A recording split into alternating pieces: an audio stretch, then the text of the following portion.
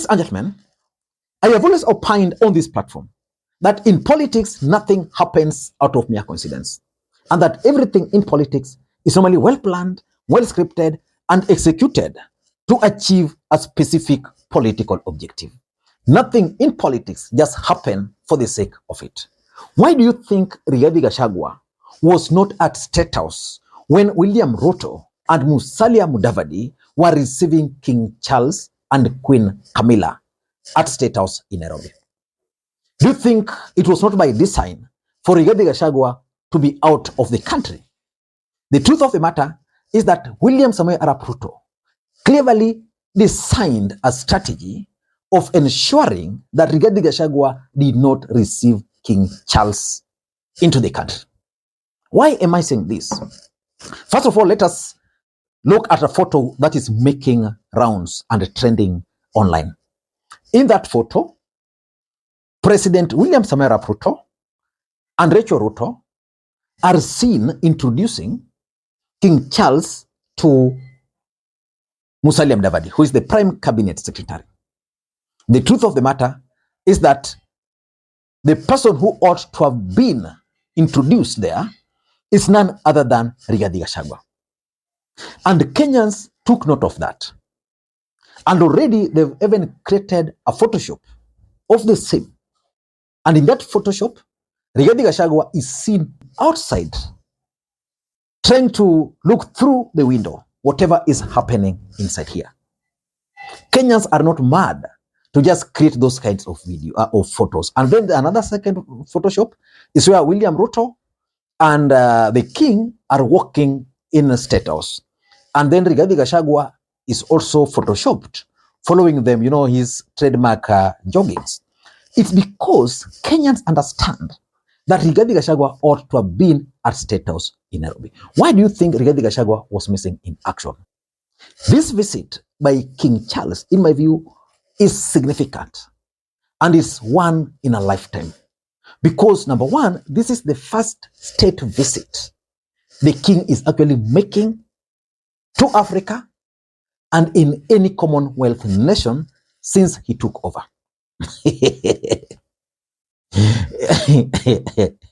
Yeah, so it means that those who planned Rigathi Gachagua's trip outside the country ought to have decided in a way that Rigathi Gachagua should have landed into the country yesterday. The second question which I want to ask, was the Deputy President's office involved in any way in organizing this event or this trip? Because William Ruto used to complain a lot.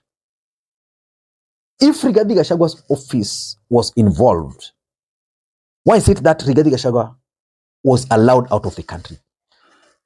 Why is it that for the first time we are seeing William Ruto sending Rigathi Gachagua to represent him in some forum known as Global Gateway Forum that was organized by the European Commission in Brussels? What is that forum? Why would he send his deputy to that forum and not Musalia Mudavadi? Because in any case, William Ruto is normally fond of sending Musalia Mudavadi to represent him in such kind of event, in high-profile event, where meeting presidents are concerned, where high-profile government officials are concerned. Why was he sending Rigathi Gachagua to this event? Remember, this event began on 24th. That's when Rigathi Gachagua left the country, 24th. A whole week up to today, 31st. A whole week. Rigathi Gachagua out of the country. The king is coming into the country. I'm not convinced. There's no way you can convince me. There's no way you can convince me that the move was not designed to lock Rigathi Gachagua out of the country. I'm told there's going to be some banquet at night. Maybe Rigathi Gachagua is going to join. But I'll also be waiting to see the sitting arrangement. It reminds me, was it when Obama? No, when Donald Trump came into the country. William Ruto was there, but at some point, he was kind of pushed a bit, but he was there. For this one, these guys ensured that Rigathi Gachagua was out of the country. Why do you think William Ruto cleverly locked Rigathi Gachagua out of the country when he knew so well that a high-profile visitor, I don't think this year, apart from these guys, there's any other high-profile visitor. Why do you think that happened?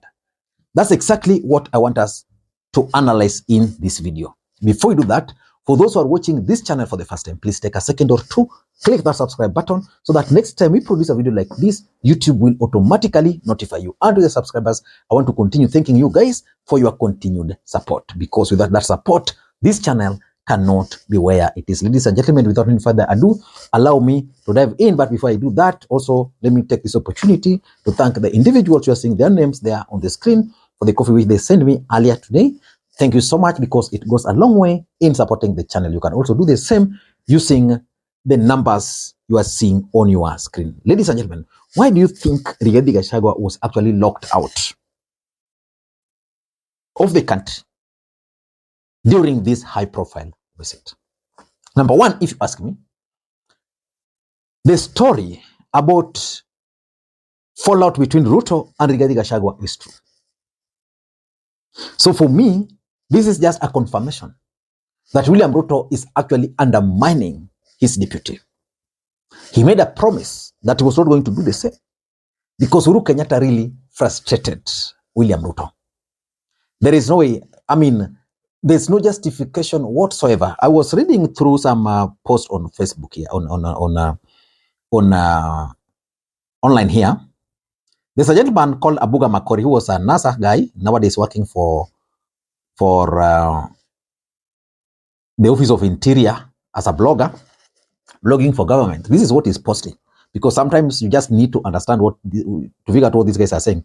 He's saying, worthy to note that President William Ruto cannot undermine his deputy Rigathi Gachagua. He's underlining, is writing in bold, cannot.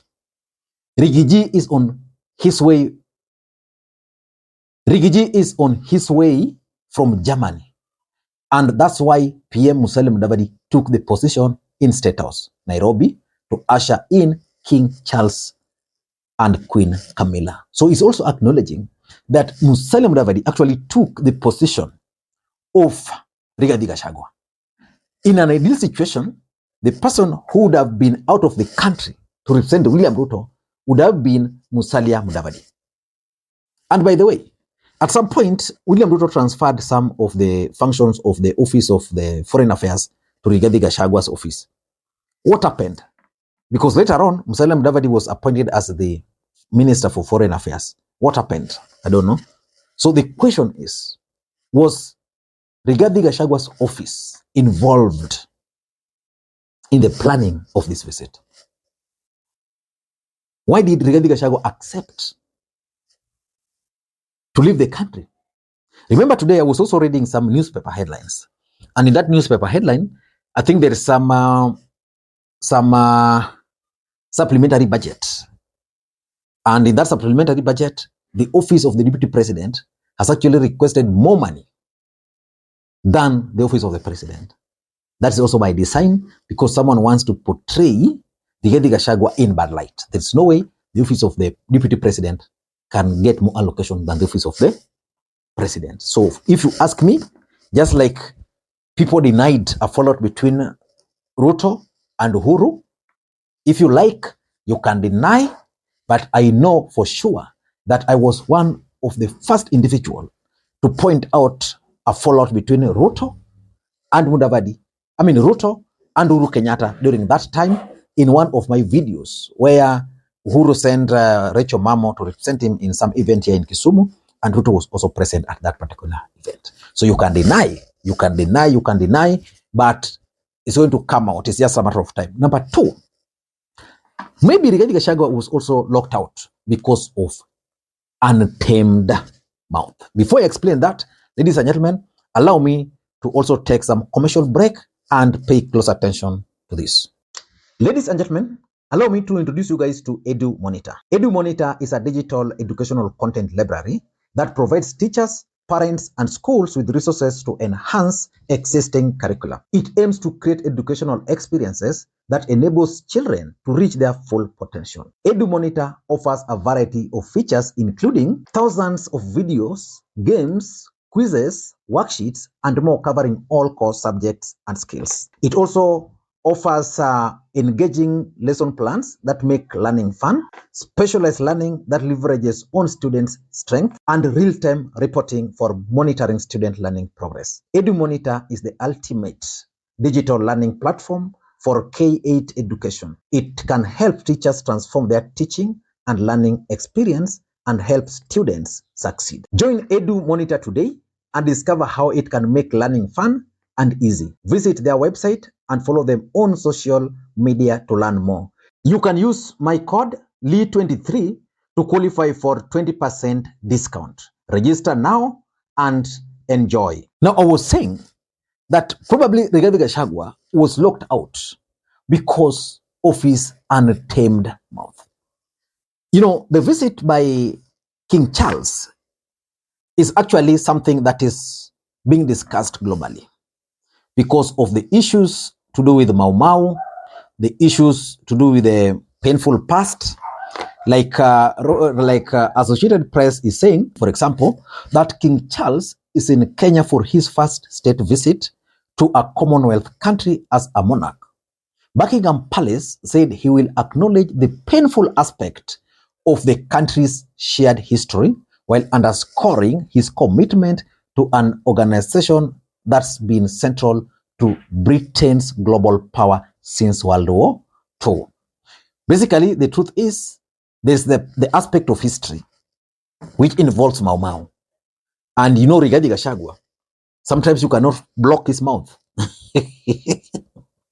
So there's the fear that if he was present and these guys are discussing very important things, then he can shoot one question there. He can shoot question about Mau Mau because he believes that is a truthful mind. So if you ask me, he must also accept the truth that he's been locked out because of his foul mouth. Number 3, I also tend to think that the beef between Rigathi Gachagua and the Kenyatta family, if you ask me, could be part of the reason why he's locked out.